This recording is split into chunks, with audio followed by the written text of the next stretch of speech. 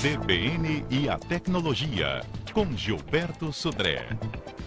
Gilberto já está aqui no estúdio conosco, cheio de novidades na área da tecnologia, não é mesmo, Gilberto? É verdade, Fernanda. Bom dia, Fernanda. Bom dia, ouvintes da CBN. Essa semana tivemos muitas definições, dessa vez na área jurídica, viu? O Marco Civil da Internet entrou numa discussão agora mais próxima de ser aprovado pelo Congresso, e a gente tem algumas dúvidas, que as pessoas até muitas vezes imaginam o que é o Marco Civil, o que vai mudar na minha utilização da internet com o Marco Civil, né? Então vamos entender o que é o Marco Civil primeiro. O Marco Civil são princípios que vão guiar as futuras decisões que vão envolver a evolução ou a própria regulação da internet. Se a gente pudesse falar de uma forma um pouco mais simplista, seria como se fosse a Constituição da internet no Brasil. Então vai regular como é que os provedores vão funcionar, como os usuários vão poder reivindicar seus direitos dentro da internet. Essa é a ideia do Marco Civil. E na verdade, Fernanda, depois dessa discussão toda dessa semana, 2 pontos ficaram realmente travados nessa discussão, 2 pontos polêmicos, né, do Marco Civil. O primeiro deles é a regulação da chamada de neutralidade da rede. O que é a neutralidade da rede? O direito, né, que o provedor não vai ter de filtrar o seu tráfego. Ou seja, imagina, por exemplo, que o provedor de uma empresa A, ele vai e consegue, e poderia, no caso, né, priorizar um tipo de tráfego de um certo conteúdo. Por exemplo, ele tem um site de uma empresa coligada ao provedor e ele vai e prioriza o tráfego desse site, né? Ou seja, esse site vai carregar mais rápido do que outros de empresas concorrentes. Isso, segundo o texto que é para ser aprovado, em via de ser aprovado no Congresso, o provedor não vai poder fazer isso. Na verdade, a rede vai ser neutra, independente do tráfego, ele aprova ou não aprova, na verdade, essa questão, ou seja, o tráfego vai passar de forma igual para todos os provedores. A dúvida agora é quem vai medir isso, né? Quem vai regular isso. Na verdade, pelo texto, aparentemente vai ser o governo e não a Anatel, que era uma preocupação dos usuários, que a Anatel muitas vezes sofre uma pressão forte dos prestadores de serviço por isso. Então, essa vai ser definida pelo governo, e a Anatel vai simplesmente fiscalizar. Outro ponto complicado é a questão de retirada de conteúdos. Imagina que alguém publica uma informação que não é devida na internet, como é que faz isso? As empresas de conteúdo querem que isso seja feito como é o modelo americano, em que uma vez identificado um conteúdo ilegal, né, ou protegido por direito autoral na internet, a empresa vai lá, comunica, né, isso para o provedor, e o provedor vai lá e retira esse conteúdo da internet. E já os usuários querem que isso passe por um modelo judicial, ou seja, tem um mandado judicial e isso vai ser retirado desse conteúdo de lá. Então, ou seja, a parte da publicação, da retirada da publicação, quando é feito diretamente via o provedor, é mais rápido, mas isso dá espaço a ter alguns abusos, né, de retirada, de censura prévia em relação a isso. Então, são esses 2 pontos principais que estão na discussão do Marco Civil, mas está próximo de ser resolvido. E acho que vai ser muito bom. As regras vão ficar claras para todos, tanto do lado das empresas como dos usuários. Isso vai funcionar de forma bastante interessante. Então, essa é uma discussão que a gente vai acompanhar, né, por aqui, para fazer isso. Falando rapidamente, essa semana também tivemos aprovado o projeto de lei que muda a parte de crimes digitais, né? Então, tem a parte de crimes digitais lá no projeto de lei da Lei Azeredo, chamado de AI-5 Digital, que define as questões de uso ilegal de cartão de crédito, né, compras ilegais na internet, e o projeto de lei do deputado Paulo Teixeira, que criminaliza a invasão de dispositivos eletrônicos sem autorização. Então, esses 2 projetos agora foram para a sanção presidencial, e também em breve vamos ter mais algumas leis que regulam a parte da internet. Isso aí. Vamos falar um pouquinho agora de uma dúvida de um ouvinte que mandou um e-mail para a gente aqui, perguntando sobre o que ele falando que tem o Alexandre de Vitória, mandou um e-mail, obrigado Alexandre aí pela participação, falando que ele comprou uma TV digital nos Estados Unidos e se ela funcionaria no Brasil ou não. Né? Eu falei, então Alexandre, obrigado aí mais uma vez pela participação. Infelizmente não funciona. Não funciona. Exatamente. Porque o modelo de TV digital americano é diferente do brasileiro, você vai precisar comprar o que a gente chama de decodificador. Um pequeno aparelho, compra nas lojas aí, em geral de eletrodomésticos, e aí você, com esse aparelho, vai receber o sinal da TV digital brasileira e vai conseguir converter, e você liga esse aparelho decodificador no seu televisor e você vai conseguir assistir a TV digital aqui no Brasil. Sabe que na semana passada, né, o nosso comentarista de viagens, o Edson Rui, falava exatamente sobre o Panamá, né, e que era um destino muito procurado para aquelas pessoas que queriam fazer compras na Zona Franca. Só que tinha esse problema, né? Teve um ouvinte que falou o que dá para trazer de lá para cá. Ele falou assim, olha, muito cuidado com eletrônicos e eletroportáteis, porque muitos deles você vai gastar mais aqui achando que está fazendo uma boa compra lá, mas você vai ter que gastar mais aqui para poder fazer exatamente. Fazer ele funcionar. Exatamente. A gente teve um problema parecido com esse no passado com TV aberta, porque a televisão analógica, né, aberta da Argentina e do Uruguai é diferente do Brasil. Então as pessoas iam na Argentina ou no Uruguai, compravam televisões lá, traziam para o Brasil, e na TV aberta também é diferente e também não funciona. Também você recebe o sinal, só que em preto e branco. Então é bem interessante. Não?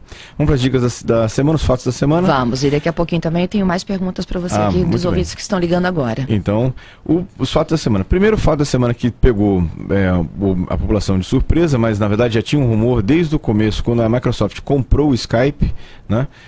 Já existe um rumor forte. Essa semana a Microsoft confirmou que a partir de janeiro de 2013 não tem mais MSN. O MSN vai acabar, né? E toda a parte do MSN vai ser migrado para o Skype. Como assim? A Microsoft comprou o Skype há algum tempo atrás, né? E desde a compra da Microsoft, da Skype pela Microsoft, existia um rumor de que a Microsoft ia acabar com o MSN, e essa semana a Microsoft, quarta-feira na verdade, a Microsoft confirmou que a partir de 2013, janeiro de 2013, o MSN vai ser desativado e todos os esforços de comunicação instantânea que existiam no MSN vai para o Skype. E como é que a gente vai se comunicar? Através do Skype. Então agora a Microsoft inclusive está incentivando os usuários que instalem a versão mais nova do Skype e que migrem seus contatos do MSN para o Skype, porque o MSN está no fim, né? Essa foi o recado da Microsoft essa semana para os usuários, né? Achei péssimo isso. Mas o Skype é um bom lugar, dá para conversar via chat também, via voz, via videoconferência. A Microsoft, obviamente que todo mundo desconfiava disso, porque ela não ia manter dois dispositivos, ou dois sistemas de comunicação instantânea concorrentes, né, que teoricamente eram concorrentes. Então, ela fez uma escolha pelo Skype, que era eu diria que um sistema mais completo do que o MSN. O MSN tinha a parte de voz também, mas era muito mais limitado. O Skype era muito mais abrangente, então foi uma escolha mais ou menos natural que a Microsoft fez para isso, né? Olha aí, já tem ouvinte pedindo para você ensinar a fazer a migração. E vamos fazer isso. Vamos falar na próxima semana. Na próxima sexta, então a gente ensina a migrar. Exatamente, como é que faz o processo. E fala também um pouco do Skype, que muitas pessoas não conhecem o Skype. Então a gente pode falar um pouco sobre isso também, de como é que é o funcionamento do Skype em relação a isso. O ouvinte Bartolomeu, lá de Jacaraípe, na Serra, Gilberto, ele diz o seguinte, que ele recebeu uma oferta de uma promoção de R$ 69,00 do Windows 8, para instalar o Windows 8. E aí ele disse, vale a pena ou é melhor eu comprar uma máquina nova já com o Windows 8? Essa promoção, Bartolomeu, obrigado pela participação, é para quem tem o Windows 7 que faz upgrade para o Windows 8. A Microsoft realmente fez essa promoção aqui no Brasil, né, de upgrade a partir de R$ 69,00.